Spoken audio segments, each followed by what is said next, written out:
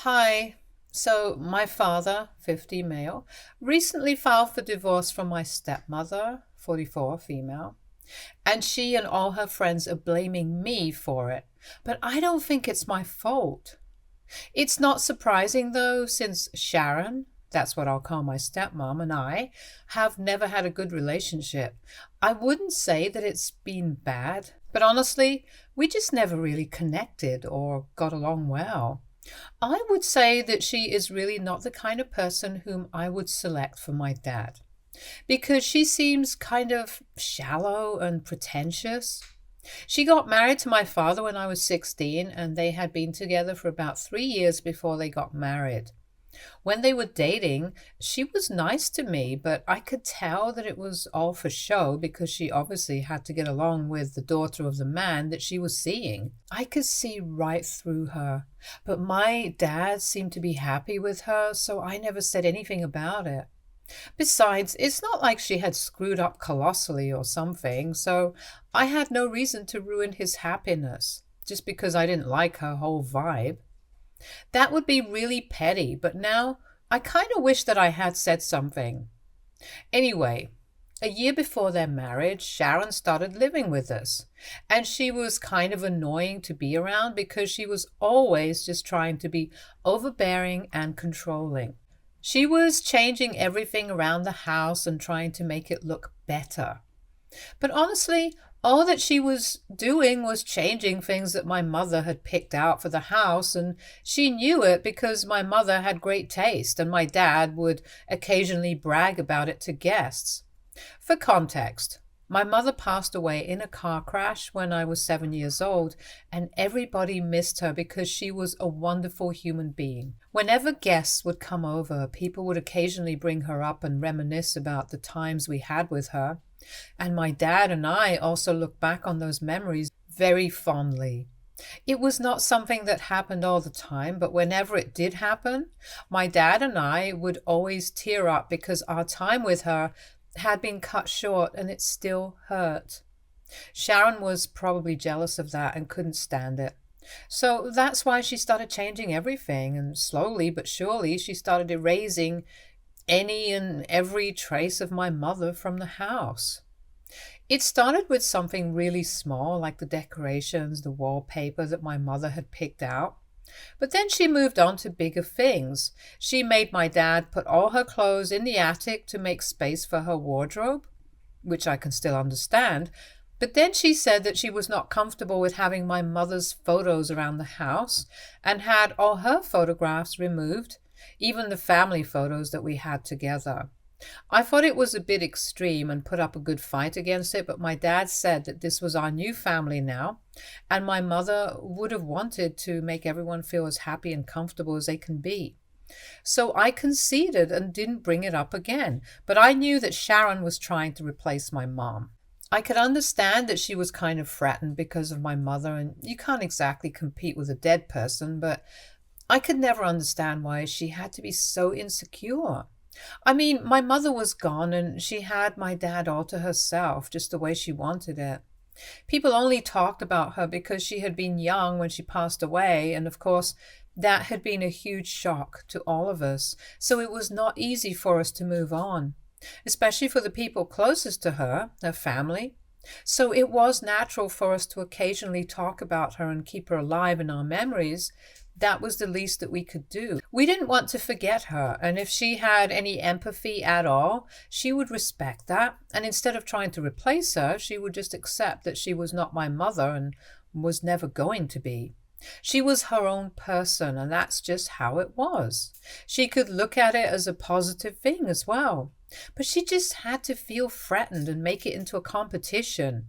So she started trying to act like my mother, and her definition of being a mother meant that she had to control every aspect of my life. I believe that she felt that I would find it endearing, but I honestly just found it annoying. The way that she was constantly trying to tell me what to do. She would give me unsolicited advice literally all the time, be it about boys or clothes or even my education. I mean, she didn't even have a college degree herself, but sure, I was going to take advice from her. And she didn't even do it in a nice way. She was always really condescending about it and treated me like a 5-year-old who knew nothing about the world, even though I was literally 16 at the time. And yeah, maybe 16 is not really that old, but I'm sure that nobody thinks it's appropriate to talk down to a 16-year-old. It was really unnecessary for her to act like I was a total idiot or something. She would talk to me like I didn't understand anything and was not capable of making my own decisions. It was just really irritating, and I don't know exactly how to explain it to you guys, but imagine being spoken to like you are a child, but it doesn't come from a place of concern or love. It just comes from a place of wanting to make you feel inferior. There was no real affection. She would only talk to me like that because she felt like I was stupid or something. She would also keep insisting that she was my second mother, and honestly, that was more creepy than cute. I didn't like it one bit, and after a couple of months, I was forced to tell her to just cut it out because she was not my mother, and she couldn't just squeeze herself into the role because she didn't need to. I didn't want her to. I did have a mother of my own, and I loved her, and I always will, even though she's gone now. I didn't ask for a replacement, and it was really weird for her to even try so hard. So she cut it out and stopped trying so hard because it was getting on my nerves. But what I didn't expect was that she would find other ways to annoy me. She would still talk to me like I was an infant and would be condescending, but at least now she wasn't trying to give me advice or act like my mother. And I knew that it was all for show anyway, so it didn't really affect me. What did annoy me was the fact that she would get my dad involved in things that he had no business being a part of, just because she wanted to feel like she had control over me. After I had told her to back off for a while, she started getting my dad to talk to me about her concerns. Just a little example. When I was 17, I was having a little trouble with a girl at school who was being nasty to me for no reason. I had been talking about it to my friends on my phone, and I guess Sharon snooped through it and found out about it, but she couldn't talk to me about it because I had told her to back down. So she sent my dad to talk to me about it, and I knew it was him talking. But all I could hear were Sharon's words coming out of his mouth. And then, when I was about to apply for colleges, she started talking about how she had expected me to choose a better college at a party that my dad had thrown for me to celebrate the college that I did get accepted into and I was going to attend. I mean, she was just the single most annoying person I had to deal with, and I was glad to be rid of her when I finally moved out. I think it's pretty obvious that after I moved out for college, I only came back home for the holidays because I didn't want to have to deal with her. Even when I would come home occasionally, she would still behave the same way with me, even though I was a literal full-grown adult woman. And while I wouldn't say that we had a really bad relationship, it was certainly not great. And I don't know about her, but I never liked her. Recently, however, she invited me to my father's 50th birthday party that she was throwing for him. She told me that it was going to be a huge party and she had invited all his friends and most of our family. She had even gone out of her way to invite my maternal grandparents, and I thought that was a mature move for her because she always hated the fact that my dad had continued to keep in touch with his ex-in-laws. She was having the party at one of my dad's favorite restaurants, and it was going to be pretty big. But for some reason, she told me that she wanted to talk to me in person a couple of days before the party. I was skeptical about it because I couldn't imagine me and her having anything to talk about because we hadn't exactly been in touch for the past couple of years. But I still agreed because it seemed important. So 3 days ago, I decided to meet her at a coffee shop near my house. We met and she was just as annoying as usual, acting like I was a toddler. She was meeting and it earned us several weird looks from other people as well. So you guys can probably tell by now that her behavior is not something that I made up in my head because I wanted a reason to hate her. And she was actually just really annoying to talk to and behaved in a very weird and insulting way.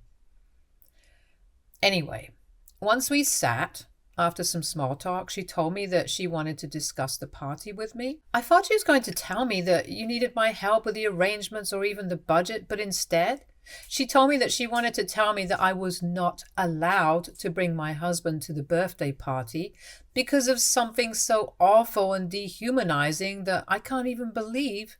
She said it right to my face and expected me to be okay with it. So, just to be clear, I have been married to my husband, Jason, 24, male, for 2 years. But we have been together ever since ninth grade. And yeah, he's my high school sweetheart. Everybody knew that we were going to get married as soon as we graduated, and we did. He's my soulmate, and I love him more than anybody alive. And I can say the same for him. Jason has also had epilepsy since he was a child, and even though he does take medicines for it, he still gets fits occasionally. I'm totally cool with it, and I expect that other people should also be okay with that, because it's something beyond his control, and it's really insensitive and disrespectful to use that against him in any context. So when Sharon told me that I was not allowed to bring him as a +1 to the party because she was afraid that he might have a fit among all those people, I had no idea what to say to her. It was not only disrespectful, but it was straight up ableism, and it took all the strength I had to not throw my coffee onto her face and walk out. Instead, I decided to just walk off without bothering or even dignify that with a response. I didn't even reply to her and walked out of the coffee shop, got into my car, and drove back home. I declined the invitation as soon as I was back home and blocked Sharon immediately. I was seething and trying my best to control my temper, but I just couldn't. And I ended up crying on the couch because I was just so angry. First off, this was my father and his birthday party, and even though she was organizing it, it didn't give her the right to say something so humiliating and insensitive to me, especially about the one person that I love the most just as much as my dad. And I know for a fact that she knew that this was going to hurt me because I don't think anybody in my position would have taken it kindly. And more importantly, it's not like she didn't know how much I love Jason. He's been in my life ever since I was 13, and she knows very well that I hate it when people try to make it seem like Jason is any less capable or worthy of love and respect than other people just because of his condition. If anything, he is far better than us because he's so strong and deals with something that most people look down upon.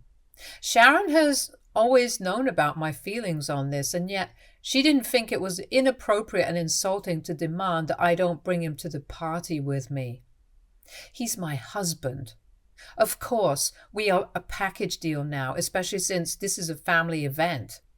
And more importantly, it's my dad's birthday. I don't think she has the right to tell me who I'm allowed to bring and not.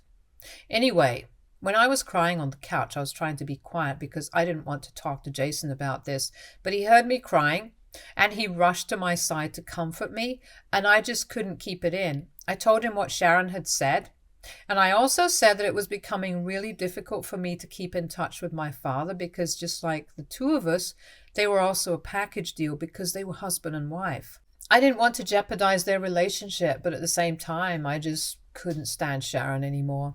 I had already considerably reduced my visits to my dad's house because of her, but right now she was putting me in a position where I might have to cut them off entirely.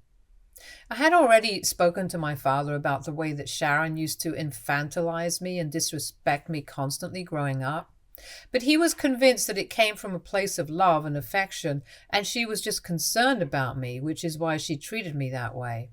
Plus, I was really just a kid because I was in my teens, and my dad didn't fully understand the extent to which Sharon would push me with her strange behavior. At the end of the day, she was just being annoying and it wasn't hurting me, so he let it slide. But this was something else. Jason comforted me, and after I had stopped crying, he told me that he was used to people saying things like that about him, and it didn't really hurt him anymore, which is really sad, and not how things should be.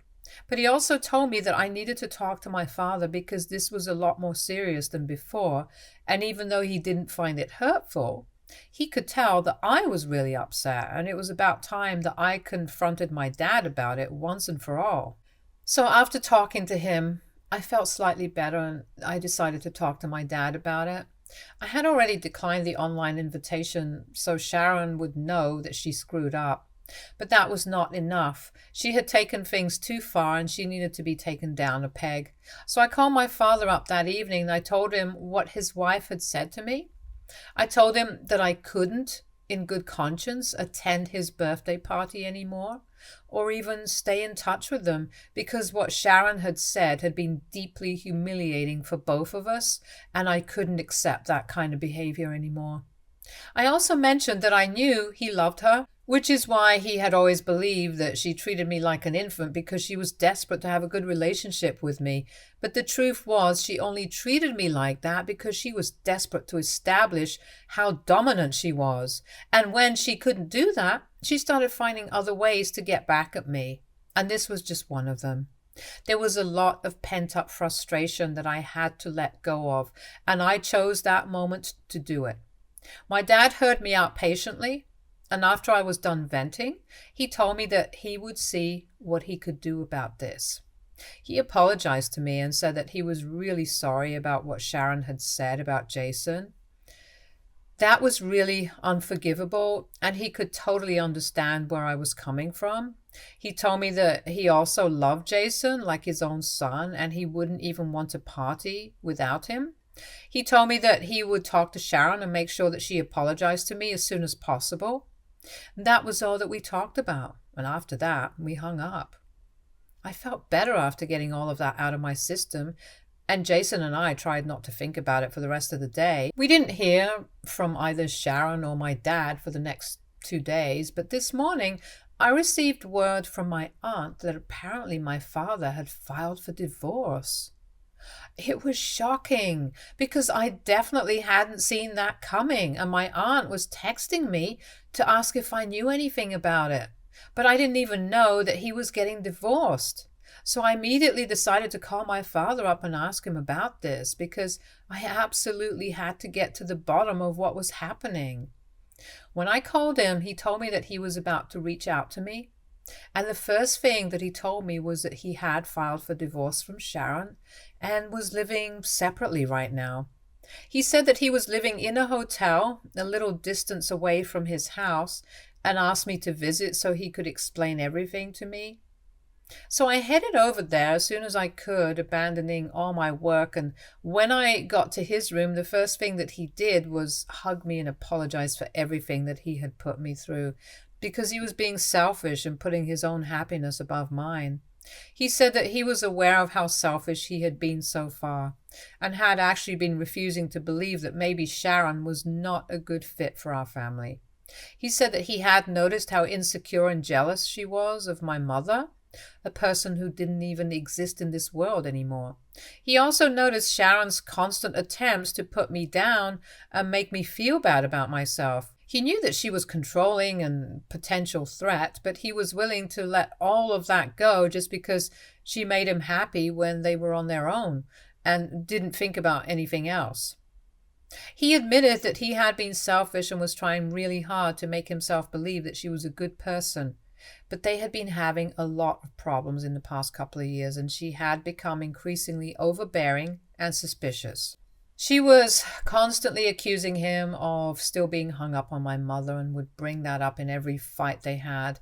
She would constantly insult my mom and me, and he tried really hard to explain to her that he was in love with her, but she just didn't buy it and constantly compared herself with my mom. It was just getting insane and difficult. The thing that she said about Jason was pretty much the last straw. They had already been having marital problems, and when my father confronted her about what she said that she didn't even feel guilty about it because she was trying to make everything perfect for him, and he should apparently have been grateful to her. When he tried to explain to her that he actually wanted Jason at the party regardless of his condition, she got mad at him and started playing the victim. It was the usual, saying that she was the bad guy because she had tried to do something nice for him. He tried to tell her that this wasn't nice because it was humiliating and insulting for me and my husband, but she was just not ready to hear it and continued to play the victim even though she wasn't one. So my dad finally lost it and told her that she could continue to act like she was the one who was suffering here, but he was out because he couldn't do this anymore. He left the house in a huff and moved to the hotel that evening itself. He spoke to his lawyer and had him draw up the divorce papers as soon as he could. The only reason he didn't say anything to me for those 2 days was because he was ashamed and embarrassed and felt like he had failed me as a father. It was quite an emotionally charged conversation, and one that we desperately needed to have for a really long time. Once all of it was out in the open, we decided that we were going to give each other a chance to fix this relationship, because in spite of everything, I love my father and I didn't want to lose him. He told me that he had announced that he had filed for divorce in the family group, one of which I was not a part of because they send a lot of messages there and I really have better energy in person. So I was the last to know, since he had to call me up and tell me after he sent the message. He had also sent the same message to Sharon and was waiting for her to respond to it. But either way, it didn't matter because it was done now and he was not going to cancel the proceedings at any cost. So even if she didn't respond to the message, she would have to respond to it legally. After talking to my dad, I came back home and I felt relieved. He was finally going to be done with Sharon, but unfortunately it seemed like Sharon isn't done with me. She called me from a different number up a couple of hours ago, and boy, she really let it out. She started screaming at me as soon as I answered the call and accused me of a gazillion things, ruining her marriage and being the worst one. She claimed that I apparently had always had it in for her because I worshipped my mother and I couldn't stand the fact that somebody else was taking her place. For the record, my dad had dated other women after my mother's passing and I had never had a problem with any of them, so that was definitely not true. Sharon also claimed that the only reason she had said that I wasn't allowed to bring Jason to the party first was because she wanted to save us all the embarrassment, and she only had good intentions. But I had to distort it into something evil because I hated her for no reason.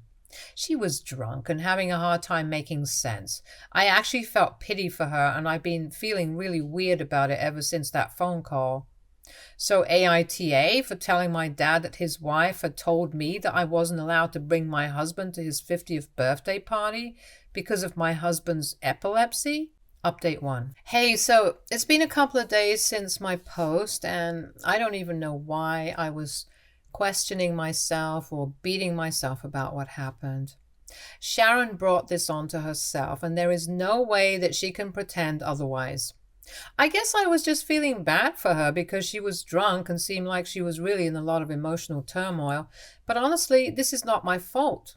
I mean, she told me that I couldn't bring my epileptic husband to a party because she was embarrassed by what could have happened if he had a fit there. What did she even think was going to happen? I was just going to agree and be like, yeah, my husband shouldn't come with me to my dad's birthday party because of his condition. You're right, Sharon. I mean, it's ridiculous to even think about right now. I guess I'm just a really sensitive person, which is why I felt bad for her. But now I know that there is no reason for me to feel sorry about anything that happened, especially given the fact that none of this is my fault.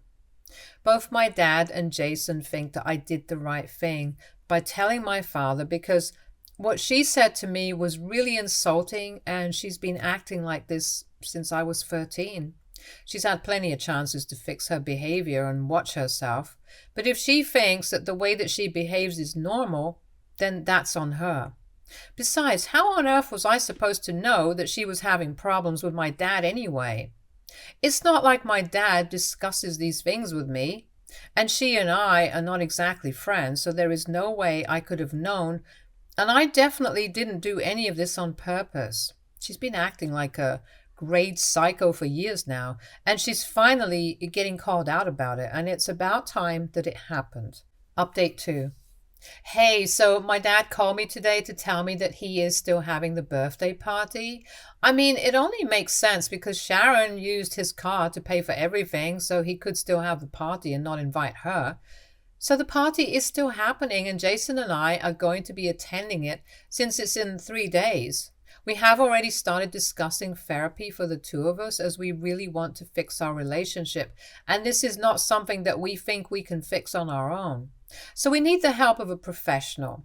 Jason also thinks that this is a great idea, and I'm really excited, to be honest. My dad and I were close before, and it feels like an old friend is coming home. That's pretty much the best way I can describe it. Still no word from Sharon regarding the divorce and everything, but that's not surprising. She's probably pretty insulted, and she really should feel that way. Update 3. So my dad had the party today, and I thought it was going to be weird given the circumstances, but it actually wasn't. It was pretty fun, and all of us had a gala time there. All his friends and a lot of our family members were present there, and nobody even talked about Sharon, just what was needed. Jason and I had the time of our lives. We got drunk and danced till our feet hurt. And this is probably the first time in a really long time that I remember having this much fun with my father. I felt like a little girl again when we turned on the music and danced in our living room. It was great. And I just wish we could have more days like this. Update 4. Okay, so Sharon finally responded to the divorce petition and she's not contesting it. But it is pretty surprising. But then again, it was very unlikely that she would try to fight it. She is, however, demanding a huge sum as alimony, and quite frankly, I don't think she deserves it. But whatever, that's between their lawyers. The divorce proceedings and the settlement negotiations are supposed to begin in a couple of days, and I just honestly hope that it doesn't get nasty. On the bright side, my dad and I have started therapy, and it's going well. We have decided that we are going to try and have lunch or dinner together at least once every week and really rebuild our relationship. Stay tuned for more stories from our girl relationships.